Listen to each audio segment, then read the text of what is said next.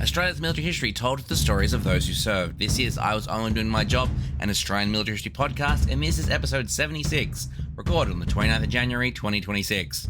21 Hearts, interview with Theatre180 Artistic Director Stuart Halusz.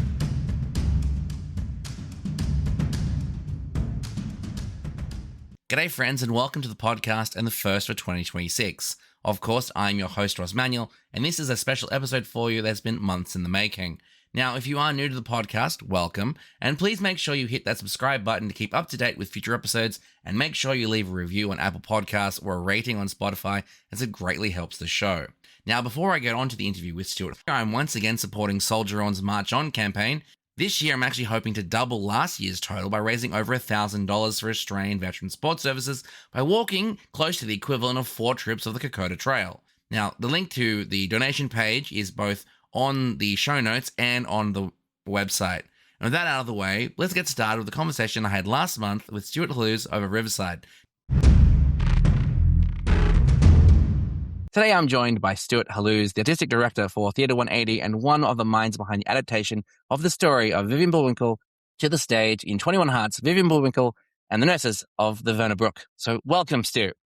Thanks, Ross. Thanks so much for having me on your podcast. Oh my God, glad to have you. So firstly, several congratulations are in order. Firstly, congratulations for having the inaugural theatrical production in the Australian War Memorial's new theatre, subsequently then having a sold-out season for that performance. Also, congrats on your recent run of Taking Liberty, the story of Australia 2's capture of the America's Cup in 1983, and for your upcoming national tour of 21 Hearts, Vivian Bullwinkel, and the Nurses of the Vyner Brooke, plus a couple of other I've probably missed since we last chatted, and with something you were all directly involved in, including starring in Taking Liberty. I've got to ask, firstly, when do you actually get to take a break?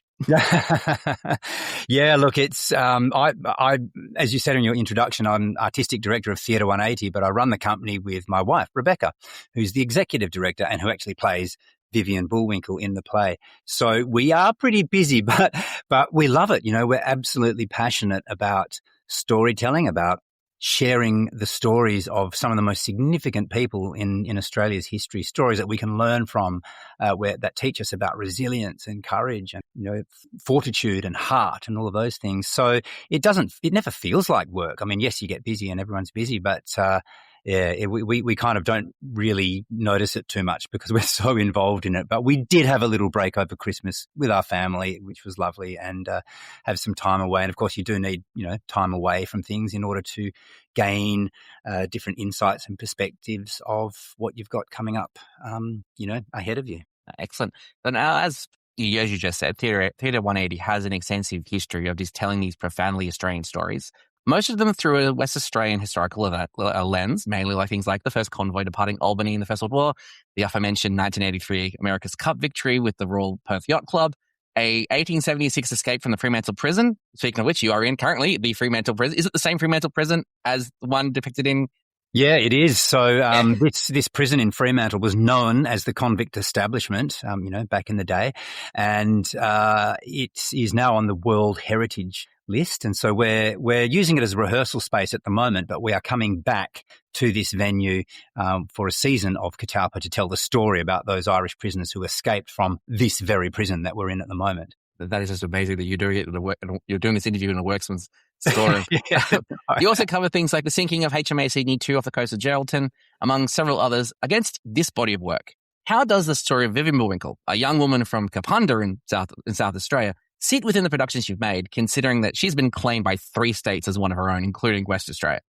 Yeah, well, it sits very highly, I must say. You know, every time you do a show and approach a new work, you want it to be the best thing you've ever done, and it always is, because I think, you know, as an artist, you're always learning and bringing new things to it. So there's always an evolution, I suppose, of any artistry.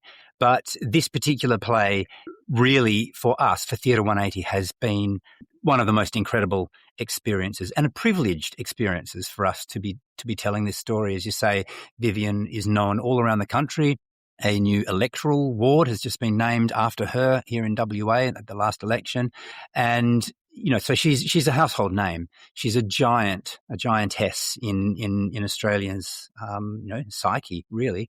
And Rebecca and I actually had the great fortune of meeting her back in 1995 when Theatre180 used to be called Agelink Theatre, and we were doing a huge production called Cavalcade at the Old Perth Entertainment Centre in front of 8,500 people, which was marking or commemorating the 50th anniversary of the end of World War II. And we had a whole heap of stories, as you can imagine, in that show. And the story of Vivian Bullwinkel and the Australian Army nurses on the Vyner Brooke was one of them. And so Beck and I went out to an aged care facility that Vivian was at, visiting a friend of hers, and interviewed her, conducted an oral history to talk about her experience. And I still remember, even though that was, 30 years ago, the most incredibly kind, gracious, generous woman who was full of the joy of living, really. She had a brightness to her smile, and she was, getting on in years at that time. It was only a few years later, I think 2000, that she passed. But, and she was just so giving of her spirit that we remember it to this day. And we said to ourselves, one day we must tell the story. We must do that. And of course, it's such a big story. How do you even approach it? And it did take us 30 years to get round to doing it, but here we are. And an amazing performance it was. So when I first heard of 21 Huts, I was already, like yourself, familiar with Vivian's story, particularly in the events of the 16th of February 1942, following the sinking of the Vyner Brooke. Now, how difficult, as you obviously took 30 years, was it to present the events of the 16th of February in a way that fully acknowledges the severity of what happened, but also still allowing audiences to actually engage with the story rather than being overwhelmed with it? Because by the way, you did so quite magnificently in the way you did it. Thank you. And that's a great question. And I'm so glad that you've picked up on that, because for us, this is not a play about a massacre. This is a play which is really focusing on the resilience of women in particular, the camaraderie amongst Australian Army nurses, the commitment to duty, and the commitment to the job of nursing and caring for people, because that's what matters in the world. The events of the 16th, which anyone who knows the story will know that, you can track it right back, yeah. So they were all at the number 8 Australian Army Hospital in Singapore, and some were at the casualty clearing station off Johor Bahru on the Malayan Peninsula. And when the Japanese advanced through and took Singapore, they were among the last to leave Singapore, and they didn't want to go. This is the important thing. They were demanded by the commander to evacuate Singapore because they wanted to stay and nurse the patients who were in their care. Some of the nurses were evacuated early on a ship called the Empire Star, along with a number of patients and so on, and they underwent an attack. They got bombed by the Japanese planes on their way, but they made it to Fremantle. The Vyner Brooke was less fortunate in that took off from Singapore port, a couple of days later, or a day or so, I think, later. So the Vyner Brooke was bombed. Many died on the ship or in the water, drowned in the water, got carried out to sea. 65 Australian Army nurses evacuated from Singapore on the Vyner Brooke, and then only a number of them made it to shore on Bangka Island. They surrendered to the Japanese Army, the Imperial Army, who were there at the time. And this particular unit separated the men, took them around the headland and shot them, and then came back for the women. And there is a number of stories and a great deal of discussion around what happened next. But there is a belief that the women were violated, that they were raped, and then what is not beyond any doubt, they were marched into a line into the ocean, 22 of them plus a civilian, and they were machine gunned from behind. All but one died, and Vivian Bullwinkel was the sole survivor of that massacre. And it's only through her survival and through her courage she eventually surrendered to the Japanese and was interned in a prisoner of war camp for the 3.5 years of the remainder of the war, and lived to tell the story and dedicated her life to the memory of the nurses and her colleagues and friends who were lost. So that they wouldn't be forgotten. And that's in very much a part of what we're doing as Theatre180 in presenting this story, because we need to remember them. Even though it's a tragic story, it is an horrific story.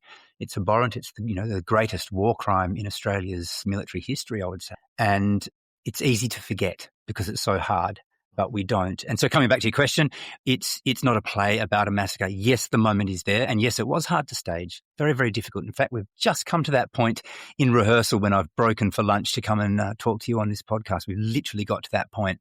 where the machine guns open up. And you know, it is difficult. And we needed to stylize it in such a way that, because it is so shocking, I think it would be easy to alienate the audience in that moment. You know, we could do it with a really evocative and very kind of like strongly conceived AV design. We could have big sound effects. We could have, you know, blood spurting across the stage, all that stuff. And it would be too much. It would also be disrespectful, because one of the big things we wanted to do with this play was to honour the memory of these women and to portray them as who they were as women, as people, as sisters, as you know, aunties and all of that sort of thing, and not just be remembered for being victims of a crime. That was really important for us. So we needed to respect who they were, present it in a way that the audience could know what happened and receive that information, but be able to sit in the story and see it through and come out the other side changed. And then by portraying it the way you did, by basically having Vivian recount it the way she did in the War Crimes Tribunal, but then also at the end, separating the allegations from the narrative, the way the history has done so. I found it was quite a very evocative and very like, oh, hang on, this is what happened. This is what we've been told, was what we may have happened, but we aren't sure because we can't verify that anymore. But also the same way that when I addressed Vivian's life on the podcast, I always look at it as, I can't omit the allegations, but that's being just as bad as saying it didn't happen. Yeah. And I think the way that you guys covered it in 21 Hearts is exactly the same way. Yeah, it's that has been a challenging thing, and you know, there have been a lot of books written about this subject and about this event over the years, and in recent years, many books have come out. And whenever we do a play about real people who lived and breathed, we always do as much research as we can. We talk to family and try and get a sense of, you know, who the people were, and we worked quite closely with the great nieces of Minnie Hodgson, who was one of the nurses shot on Raji Beach. And Anthea Hodgson actually wrote a book called The War Nurses recently, which was loosely based on her great aunt's story, but it was kind of like a slightly fictionalized, but, you know, changing some names, but it was the story. And Anthea and her sister Libby told us that Vivian, because Vivian, as I said before, dedicated her life to the memory of these women. So she would visit the families of the nurses, the 21 nurses, for the rest of her life and keep in contact with them and share stories and all of that. And of course, they had a pact, the women on the beach, and we needed to kind of respect that as well. But Vivian said to Libby and Anthea, there's something I have to tell you. I must tell you. And only a couple of weeks later, she passed, and so she never got to say what that was. And Libby and Anthea strongly believed that that's what she was talking about. She needed to get this off her chest and share it with someone. And the biggest source material for Jenny's play when she was writing it was the biography that was the only kind of like a sanctioned biography, the Norman Manners, and that goes into a lot of detail about everything that Vivian went through. So, yeah, challenging stuff, but we mark it and honour it and respect it and tell the story as best we can. Exactly. And before we go on to the ensemble, so I really want to touch on this. You mentioned in the performance the soldier survivors, mainly Private Kingsley. Mm-hmm. My personal question is why didn't you include Stoker Lloyd or Private German or did you amalgamate them all into the one character? Yeah, look, that's pretty much the answer, Ross. It's as an artist, when you are creating a new show, there's always going to be questions around what to include and what not. You know, we could have, this story really could be, you know, to tell the full scope and scale of it, it could be a 6-part miniseries on TV, you know, and then you could go right into the detail. We've got a cast of 6 on stage. As I said before, there were 65 nurses who left. And to tell the whole story, often you're better off to iris in on just a few key moments. So you mentioned before our play Sydney 2, Lost and Found, about HMS Sydney 2. There were 645 men on Sydney 2 when she was sunk, and they all died. So the entire complement of her crew perished in that event. Impossible to tell on stage 645 stories. We choose to focus on one man who was engaged to be married, or just married, and just found out that his wife was pregnant. They were going to be a father. He was deployed on Sydney's final voyage, and so never got to meet her. And through the telling of their story, and also some other characters who come in and out to tell the great story, we are able to then investigate the emotional life, if you like, of what it must have been like for the other 644. And so it's like when you go into the minutiae of just one person's experience, all of a sudden the statistic of 20,000 people being killed on a beach landing in Gallipoli or something, or in Hell's Beach. Again, you can't go into those numbers, but to make those numbers make sense, you focus on one or two or a handful. And then you are correct in that regard. I had to ask. Now, you have mentioned before your wife, Rebecca, does play the role of Vivian Bullwinkel, or Bully, as she likes to be called throughout the show. But obviously, we can't overlook the ensemble, the other 5 women who represent the 21 Hearts, which gives the play its name. Now, I do want to specifically highlight your casting of Caitlin Beresford-Ord as Matron Irene Drummond, because as soon as I saw her walk on the stage, I'm like, that's Matron Drummond. I knew exactly who she was, even before Rebecca mentioned her on set. I'm like, that casting was just kiss perfect. But there was something I don't think I did want to touch on when we briefly chatted after my viewing of the performance last year, was you shared something with me quite profound about the casting decision that you made with casting all much more mature women for what we're potentially portraying 20-somethings. Now, could you please share with listeners what you shared with me on that decision? Yeah, great. Again, Ross, great question, because for me, I wanted to, like a lot of our other plays, I'll just backtrack. So like with Sydney 2, and you mentioned the Lighthouse Girl saga about World War I and Taking Liberty, cast of 3. And the cast of 3 play many, many characters over the course of the hour and 45 minutes or so of the play. You're swapping hats, you're swapping coats and jackets and so on, and becoming lots of different characters. When we do A Fortunate Life, which was the A.B. Facey biography, the cast of 3 play 89 characters in an hour and 40 minutes. I knew telling this story that I wanted more than 3 on stage because of the 21 or 22, we needed to just have more bodies on stage, and to be able to go into, as we were just talking about, how do you tell the story, go into more than just, I knew it didn't want to be a play solely about Vivian Bullwinkel, because she's the household name, in no small part because she survived. The other 21, we know their names less. We might know Matron Drummond because of her rank and position and that sort of thing, but some of the others perhaps less so. So I wanted more people to explore more characters. Of the 6, the cast of 6, so you mentioned Caitlin Beresford-Ord. There's also the production you saw, Alison Van Rieken, who we currently can't do the next season, so we're re-rehearsing in another actor. Tegan Mulvaney is taking over her role. There's Alex Jones, Helen Searle, and Michelle Fanazia. So that's the 6. And the casting specifically, to get back to your question of them, they are all actors in their, I guess, 50s and even into 60s.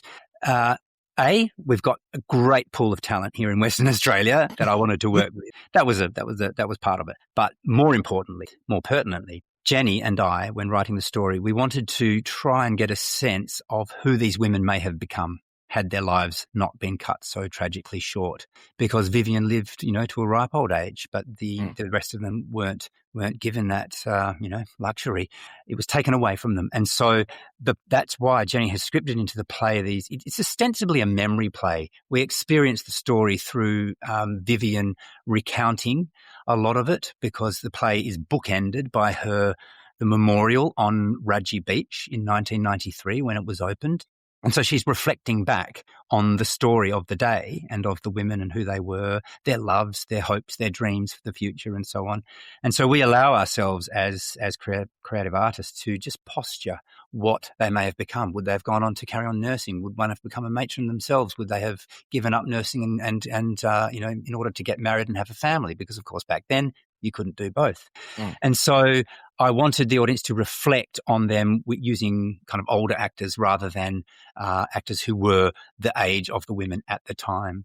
Rebecca plays Vivian Bullwinkel, but all of the other 5 of the ensemble play multiple roles. And so we kind of needed to bounce around and play different people. Now, you did mention Alison, obviously recasting the role by Tegan. I did want to, as you mentioned, the show, the performance is predominantly just due to timing, is Vivian's time as a prisoner of war of that 3.5 years. It's the bulk of the 110 minutes of the performance. But I've wanted to touch on, actually, Edith Cynthia Rose Limburgen Kennison, aka Little Bet, as it portrayed amazingly when I saw it by Alison Van Rieken. Obviously, in the next tour will be Tegan Mulvaney. I wanted to ask about the decision to change from having Viv tell the entire story, potentially having the second act in a one-act performance being shown from her perspective instead. Yeah, well, that was, I think, that it was such a strong part of Vivian's wartime experience was the friendships she made, because when she made it to the prisoner of war camp, she hooked up with a lot of the other nurses who had survived. And I think there were only 24 who actually made it home at the end of those 65. And one of the strongest friendships that she kept until she died was with Little Bet, with Edie, because she was a young girl at the time. She was only 13, I think.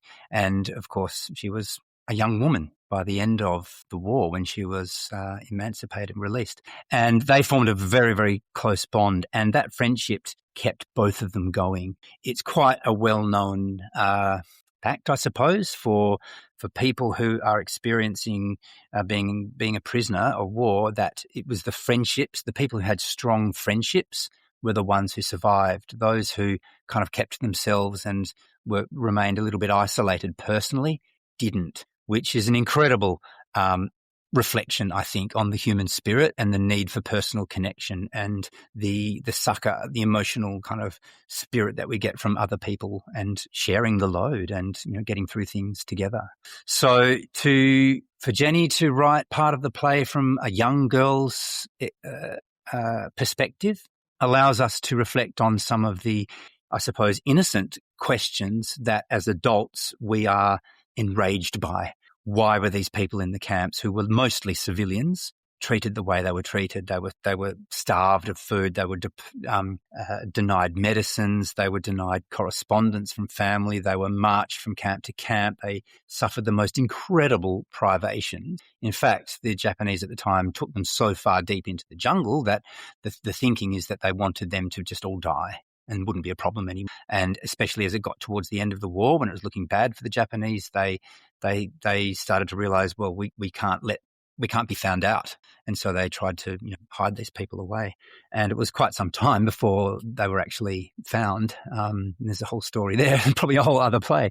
But so that we can reflect as adults through the eyes of a child what it must have been like to be in that situation. And just what you just said then just reminded me of something that I mentioned. I discovered that in September 1945, the matron-in-chief of the Australian Army Nursing Service, matron Annie Sage, she lands at Lahat Airfield in Singapore with 65 individual lipsticks of Victory Red as a small token for the nurses, because she's missing 65 nurses. Yes. And she's like, they have to be prisoners of war. So here's my gift of femininity, of victory to my nurses, and only 24 nurses, including Vivian, standing before her, and the only words out of her mouth were, well, where are the rest of you? And I remember hearing the accounts of when the Australian prisoner of war were nearby camp were aware of this, they then they wept at the sight of them and they demanded weapons to go after the Japanese who were then in prison. And like that impact, but then having it focused through the eyes of Edie, that was impactful, the way that, and then obviously the way the performance goes is, the war's over. They're all, I think, and the way you handled it was just amazingly. Yeah, thank you. Yeah, it's, you know, we talked about that a lot on workshop, lots of different things, but that story you just told, that it breaks your heart, doesn't it? It just where are the rest of you? Like there was no idea that things were as bad as they were, really. I think because, you know, no comms had come out. It's like when the Allies went into, you know, Belsen and Dachau and you know, places like that. It's the depth of suffering and inhumanity was, no one had any idea really just how bad it was until they kind of saw it. And when you look at the videos and images, photographs and so on of the nurses, once they'd been liberated from the camps, they needed to be managed from a health perspective. They couldn't just suddenly throw all of this, you know, food and everything at them because it had to be done slowly so that the bodies could repair themselves. They were so thin and emaciated. You know, some weighed only, you know, in upwards of 20 kilos or somewhere in that, like tiny, that just lost so much of their body weight. Some of them, it's understood, were days days from death. And so they couldn't be taken home, because they weren't quite healthy enough to travel yet. They were taken back to Singapore and, nursed back to a point where they could go back to their families in Australia. But also, and this kind of goes to your point about the soldiers who found out about the treatment and wanted to seek revenge, in that moment, if they'd taken them straight back to Australia at the time, the general public would have been it would have been too much, and even as it was, when you see those photos of them coming off the Menunda at Fremantle Harbour and entering, they had like corridors of flowers in the hospital in Perth when they were kind of taken back, and they're still so thin, and it's quite shocking. So, yeah. And that's, and then, obviously Vivian, she doesn't shy from what's happened. She made a pact when she first became prisoner of war that I'm going to tell what happened. Goes on to serve in the British Commonwealth Occupation Force in Japan when she's recovered. Goes on to testify in 1947, the War Crimes Tribunal. And that's when I think the performance really racks in. Obviously, you got 110 minutes. So there's only so much life you can tell in 110 minutes. But interesting, I found that period seemed to race. Almost as Vivian herself is like, well, this is the point of my life. And then it's like, okay, well, I'm in 1995. As you said, it's bookended by Raji Memorial. She's only got 5 years left in real life. Was there a conscious decision to wrap up, say, what is essentially the 60 years post Raji? Or was it a case of, we have to tell these things, obviously, but the focus has to be on Bangka Island? Yes. So again, we didn't want it to be just a biopic of Vivian Bullwinkel. It's not just her story. It's a shared story, and she's part of it. And so I suppose treatment of, when I say treatment, the way we artistically explored the larger part of her life post-war is done through another flashback kind of sequence when she appeared on This Is Your Life with Roger Klimpson. And so that gave us dramaturgically the opportunity to dip into some of the other incredible things she did with her life. So someone who has suffered that level of abuse and, shot, nearly died, the bullet went through her, and I mean, she had to live with that for the rest of her life, all of that, and prisoner of war and everything. She had every excuse when liberated and back home in Australia to just bow out, to just say, right, I'm just giving up. And she could have, but she went the opposite way. She worked diligently as hard as she could. She rose to the highest rank for a female in the Australian Army at the time. She worked at Fairfield Infectious Diseases Hospital as matron. She went back to a war zone. I mean, even there's Tokyo. So she testified, where of course she was censored by the Australian Army at the time. She couldn't talk about everything. She was, and a lot of the stuff, the reports were and still are redacted. And yet she went back to the war zone in the 1970s when Australia was pulling out of Saigon, Vietnam War, as part of Operation Baby Lift. So she went back into front line to rescue these orphaned children from Vietnam. The most incredible commitment to duty and service. And so we do cover a lot of that through this This Is Your Life episode, rather than, theatrically through developed scene. I think the best part was that when I went and saw 21 Hearts, it actually was within the 50th anniversary of Operation Baby Lift. So that's right. It happened that day. Direct connection. When I saw it, I'm like, this is the day that she was in. Incredible moment of synchronicity, wasn't it? Yeah. The other thing I wanted to touch on is the stage. Mm-hmm. The aspect that you created. When I first walked into the theater, I'm like, okay, this big screen. Yeah, okay, yep. Wood panel frame. Okay, so the screen's going to be backdrop. It's going to be archival photos. There's going to be things, and then the prisoner of war section happens, and the whole stage just changes. I'm like, how did that come about? Where you're going to use a combination of audiovisual experiences and visual effects, but also hidden doors and like just a change in set dressing. Just like, here's a washing line. Yeah, so it was designed and conceived, but it was also a happy accident. So the other plays I mentioned before, Taking Liberty, A Fortunate Life, and so on, they are part of our cine play genre. 3 actors on stage with a really large touring screen, which is 7.2 meters wide by 4.3 or something meters high.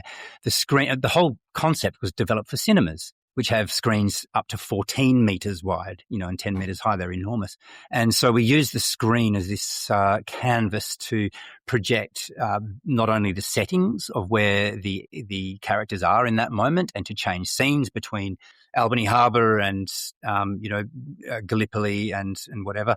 So we get settings, but also it gives us the chance to use them in a more kind of abstract way where we can help to underpin the emotional journey of the characters at the time. So we go right into textures of fabric, of hessian, or of we went down to Recollections of War museum in Albany, which has as one of their exhibits the dress that Iole Harper was wearing when she was bombed on the Vyner Brooke and spent 3 days in the water before she made it to Bangka Island. You can still see all the salt marks and the blood and everything. Like, it's incredible. So we filmed that up close, and we can project that on screen, and it becomes a very, very evocative way of telling the story. But it means that you are limited with lighting. So in theatre, if you're relying on the screen for projection, as soon as you throw light on it from the front, it washes the screen out and it all becomes obsolete. So we rely on side lighting. So we keep as much light off the screen as we possibly can, but still light the actors on stage who are acting in front of the screen. That led to the decision of only being able to have 3 actors on stage, because any more than that, you get all of this shadow everywhere and it's just a bit tricky. But going back to what we were talking about before, knowing that I wanted 6 actors on stage for 21 Hearts, I thought, okay, I can't rely on side lighting. We need more light. To have more light, we need some front light, and I need something to light them against. It can't be a screen. And so I came up with this idea of creating a big truss arch, which we would suspend a screen from, but then cladding the arch with these set pieces. And the idea is that there's a big kind of broken aperture in the middle, like the iris of a camera, I suppose, but it's also evocative of a bomb blast. It's the idea of it could be a camp hut, it could be some building that's been blown open, and then the fragments of this explosion, the stories of the people involved, the bits and pieces, the detritus are all just washed up on the stage. And this aperture is like a window into Vivian Bullwinkel's heart and mind as she's recounting her experiences. And so that also then gave me the chance of, okay, we've got it's like a play of 2 halves. You've got the events leading up to the 14th of February, Valentine's Day, when the Vyner Brooke was bombed, and then the 16th, which is when the massacre occurred. That's kind of one section. And then you've got the 3.5 years in the camp after that. And so we needed to change scenes. I thought, why don't we just create these book flats where we open up the sides and we can have a camp on one side, which was evocative of the Dutch houses that they moved into at one point, and then on the other side, it's the bamboo huts that were very, very typical of the Indonesian or Sumatran camps of the time. And it was phenomenal just watching how just say an accent or a shawl can change just one of the ensemble from one character to another, often in the same scene. But then watching the same transition happen with the stage itself. Where all of a sudden it's like, we're going from one camp. Oh, here's a cigarette, one character, another. Oh, here's a panel out. Here, we're in a completely different location. And I'm just like, even the fact that you had multiple locations, we're using the same set piece was just, I was like, I like that. Thank you. Look, it's transformative, and I think it speaks to the power of the audience. I think there's a lot of theatre that gets created and film, it's where everything's done for you. And sometimes it's great to just sit there and watch a film and just let it wash over you, the visual spectacle, like it's all there. All that storytelling is there. Whereas I believe personally, it's so much more powerful if we can not do everything for the audience, leave elements up to the audience's imagination. Because if you take, for example, our play about the First World War, the light horse going off to the Great War, to get dressed into a light horse uniform takes about 5 minutes, quite literally, by the time you put on all the clothing and the shirt, and then there's the belts and there's the dressings and all of the gaiters and all that stuff. Like, it takes time. We can't sit and watch that every time. We have to, because then, in the next scene, you're playing, I don't know, a donkey, and then the next scene you're back as a soldier. You can't get dressed each time. Whereas if you just put a cap on or a jacket or something that's indicative or evocative of the silhouette, the audience fills in the rest because you use your imagination. You fill in the pieces. Shakespeare, let us piece out your imperfections with our thoughts. Sorry, our imperfections with your thoughts is what he asks. And that's what the cineplay genre asks of the audience. And so if you, as an audience member, you invest more of your imaginative world into what's going on stage. And what do you get when you invest in something? You get a return, right? You get something back, with interest. And so because the audience is engaged, they are so much more immersed in it, in the story and in the lives of the characters, than if they were just sitting there letting it all wash over them. We want theatre that not washes through people, but goes into them and grabs them and engages them and keeps them engaged. So did the decision initially with 21 Hearts to create it the same way that you did with Taking Liberties and with Lighthouse Girl, having it being a cine play performance where you could take it to a movie theatre, or just have a projector on the back of a stage, in the local scout hall? Or was it, as the performance evolved, you realised we can't do this the way we've done the other performances. This has to be its own bespoke way of doing it? Yeah, so with 21 Hearts, it's the only one of our plays that can't go into a cinema. All of the other ones can. They're very, very adaptable and agile to play in different areas. We received funding through Lottery West here in Western Australia to provide us the equipment needed to go to any venue, really, and set up and recreate what is effectively a very high-tech kind of cinematic experience with a really high-value lumens projector and a surround sound system and all that sort of stuff, and recreate the same performance that city audiences get in a state-of-the-art cinema as you would get in some of the regional venues that we go to. And we go to country town halls, or we might go to a recreation centre or a school gymnasium. We can literally, as long as we've got power and space, we can set up anywhere. But with 21 Hearts, it's a little bit different. We can't set up in a cinema, but we can set up in a town hall or a gymnasium or a rec centre or any of those other places. It's a little bit more work. There's actually two projectors we use. There's the main screen, that aperture I was talking about, that carries, I guess, the bulk of the audio-visual design sort of content.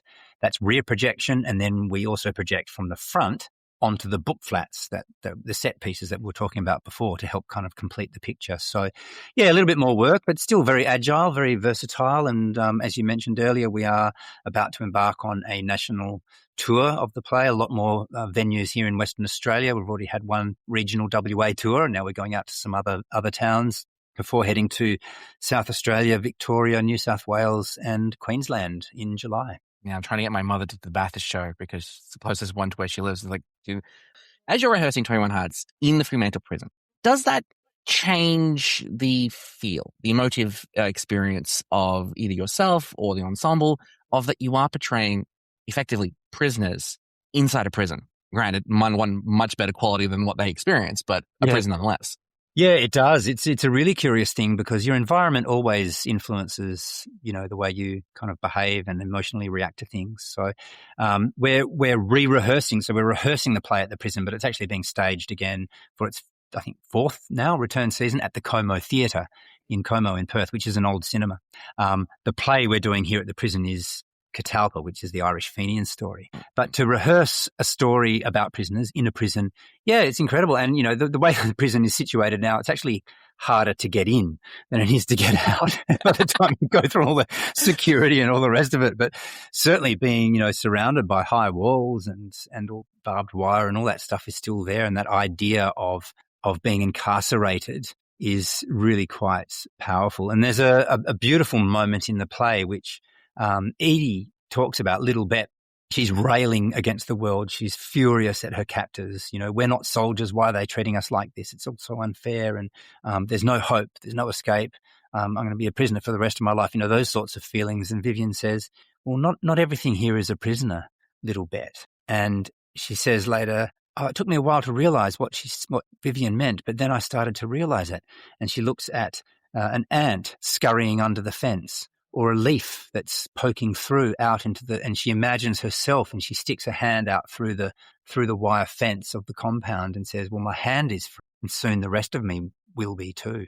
And they spend a moment looking up at the stars, and Vivian says, look at the stars, you can look up there and imagine yourself out there. And so that's what we talk about, doing these plays that inspire hope and resilience. And we learn so much from them as people.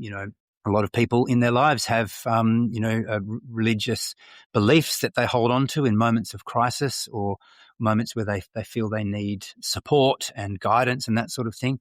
I find that support and guidance through the understanding and appreciation of other people's lives and what they've lived through and had to experience. And I think, and Beck and I often say to each other, look, if the girls can survive that on the beach and in the camp, then we can survive this, whatever trial we're going through at the time. And it's, often those kind of first world problems issues that you and then you're like, what am I worried about this for? And every time we try not to, but sometimes you have to sort of, throw out food that's not eaten. You think, gosh, in the camp, they would have killed for that, half rotten tomato. And it's true. It does make you reflect on your own life and ultimately, the sacrifices that people in service have undergone so that we can live in freedom. And, on a really special note, Ross, we've actually just found out, actually, I don't even know if I'm allowed to say this. Well, I'll say it anyway. Too late. Breaking news. The tour is supported through the Department of Veterans Affairs Saluting Their Service program, which is, set up to honour the service of our serving men and women. And that's exactly what this play does. It does, Ned. And you hear exclusive news like that one. I think I might have just dropped myself in it there. But we can always cut it if need be. But when we did chat after the performance, I did ask, any plans on a performance about a certain little incident that happened in Capian in 1932 that has pretty much become a meme more than historical event? I'm, of course, referring to the Emu War. Are you going to join the 6 productions? There are currently 6 active productions right now about the Emu War. 6, really? I didn't know that. Okay. The only one I was surprised know of is, Cal Silberstein, who's a WA artist who I worked with years ago, actually, as an actor when he was in youth theatre, has written a musical with his co-writer, which just had its world premiere over in Canada, of all places, and called The Emu Wars, and it's a musical. But I didn't know that there were another 5 productions. I was surprised too. Like, I keep getting them being sent to me, and it's hilarious listening to Americans or Canadians attempting to put on Australian accents, but also talking about emus. And it's like, I don't know who the main characters are in these performances. It's definitely not Gwynedd Purvis, Win Aubrey Meredith. But like some of them, like, why? Why is this a thing? But I did ask you last year, were there plans on bringing a Theatre180 spin to? It is a 3-man act. Well, not yet, but watch this space, because never say never, and you never know what is in the pipeline. At the moment, we've got a number of shows in the pipeline, and so we're just working towards other things at present. But yeah, it's a great story. It's really quite extraordinary. It's been the bane of my existence, but it's a great story. Speaking of future productions, anything you can talk about what's in the pipe, what's coming forward, what we can look forward to? Yeah, sure. So we, along with the plays we've already talked about, with Catalpa going on a statewide tour, thanks to our local state government funding through Playing WA, that's coming up. We've got return seasons of Arthur Haynes and the Smoking Gun. We've got a creative development on a new play about Fremantle Harbour and its role in World War II, because after the bombing of Pearl Harbor, all of the American submarines had to retreat. Everyone kind of retreated through the Dutch East Indies and then down to Fremantle to kind of safety. And so Fremantle Harbour became the key naval base for the Allies in the Pacific theatre of the war. And in actual fact, it was key to the winning of the war, because they had over 300 or something sorties that were launched from Fremantle and attacks on enemy shipping and naval forces in the Pacific. So it's an extraordinary story. And out of that was born this relationships, of course, because thousands of US and Dutch and English servicemen came into Fremantle, which only had a population of a few thousand at the time. And of course, all these romances blossomed. And at the end of the war, we had these things known as the bridal trains, where the war brides, the young Western Australian women who had married or gotten engaged to these American servicemen during the course of the war, travelled by train to the East Coast, where they hopped on a boat to America to join their husbands and a new life after the war. And there were over 15,000 of them. So it's a really significant part of our social history, and that's a play that we are working on at the moment. And then the other big one we're working on towards the end of this year, again, we just found out we got funding for that, is called Which Way to Hollywood. And that is a play about Australia's first exports to Hollywood. Two young girls, Enid and Marjorie Bennett, who came from York, which is a town in the wheat belt of Western Australia, who were the first biggest, huge film stars of the silent movie era in the 1920s and 30s in Hollywood. It's an incredible story. It's full of a lot of fun, some great music, and of course the whole black and white silent movie genre allows us, with our screen and the cineplay genre, to go into a really fun, creative space. Considering as you have taken your lunch break to come to the podcast and chat with me, and I won't hold you. But however, now's your time to your elevator pitch. Convince people, the listeners, to go see Theatre180's production of 21 Huts, Vivian Bullwinkel, and the nurses of the Vyner Brooke, or any of your other productions. Go. Well, 21 Hearts is a play for everyone. Some children under 12 may find the content a little bit challenging, but we've had young people, we've played in schools, and it is the most profound experience. It's a play that is a story that every Australian should know and acknowledge and honour, and our national tour is your chance to see it. So get on to theatre180.com.au and you'll find out about all of our plays and all of the dates and upcoming performances and so on.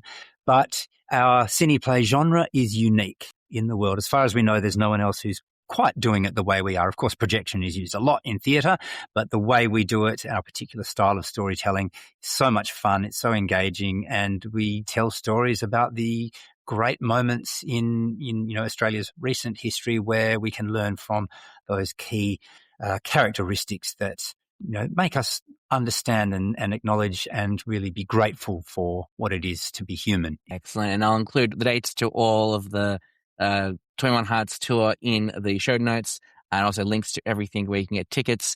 And I've kept you long enough, Stu.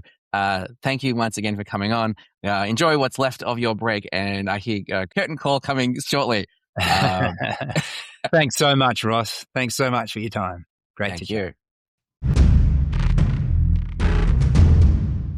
Once again, I want to thank Stu for sitting down with me during his lunch break over Riverside to talk about 21 Hearts, Vivian Bullwinkel, and the nurses of the Vyner Brooke. To book tickets for their upcoming 2026 national tour, head to the Theatre180 website. The link is in the episode description. And while you're at it, I actually wrote a review for 21 Hearts last August that is available on my website, thedocnetwork.net, and an edited version appeared in the War Memorial magazine, the official publication of the Australian War Memorial. Link to purchase that is also in the show notes. Catch you next time, friends. Bye. All work on this podcast is done without the use of AI. Thanks for listening to I Was Only Doing My Job, Australia's Military History. This podcast is made possible thanks to the generous support of each and every one of you, especially our Armoured Emu Brigade community. This episode was recorded in the lands of the Ngunnawal people, and we pay our respects to their elders who have passed on knowledge for thousands of years. This episode was written, produced, and audio engineered by me, Ross, with additional research done by Laurie Favell of My Silent Hero. It is licensed under a Creative Commons Attribution Non-Commercial Share Alike 4.0 International License, and all opinions expressed in this episode are solely those of the speaker and do not reflect the views or positions of any entity, agency, or organization. If you like what we do here and want to support the podcast, the best thing you can do is share it with a friend or leave a review on your favorite podcast platform. Trust me, I read all the reviews and your feedback truly helps others find the show. You can also support us on Patreon, where your contributions will help keeping the podcast running. Plus, don't forget to check out our merch store for the Armoured Emu Brigade unit patches. They're perfect for any fan. To join in on the conversation, come chat with us on Discord. For more content, including photos, show notes, and transcripts, head over to the website at thedocnetwork.net and follow the show at IWODMJ on all social media. I'm at Doc Winters. Open and closing themes by Blue Dot Sessions. Once again, friends, thanks for listening and catch you next time. Bye.